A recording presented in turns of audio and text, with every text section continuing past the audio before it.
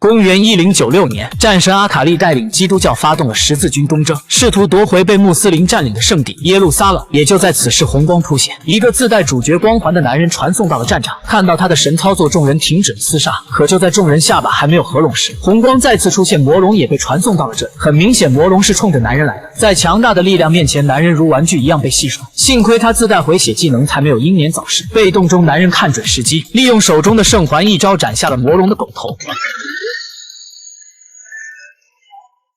还没等他把气喘匀，另一只魔龙也即将现世。无奈之下，安德烈将圣环注入到了阿卡丽的体内，圣环的 GPS 突然消失，魔龙也随之退回了地狱。更惊奇的是，圣环竟然与女战神阿卡丽融为了一体。自此以后，阿卡丽拥有了天神的能力。他召集教会的修女，成立了特殊的组织，其使命就是与恶魔对抗。直到1000年后，圣环的现任拥有者在执行任务时不幸重伤，危在旦夕。其他修女拿出专业工具，在他体内取出了圣环。一伙早有准备的雇佣军突然攻破了教堂，而他们就是为抢夺圣物而来。圣物掉落的同时，雇佣兵想都没想，伸手就去捡，代价就是他齐刷刷的失去了4根手指。修女只能将圣环藏在女尸的体内临时保管，然后他就跑出去与其他人并肩作战。哪曾想尸体不仅有了生命体征，甚至生前瘫痪的4肢也被修复。醒来后看到雇佣军的头上出现红色迷雾，于是在对方还没有威胁到自己前，送他去见了辉哥。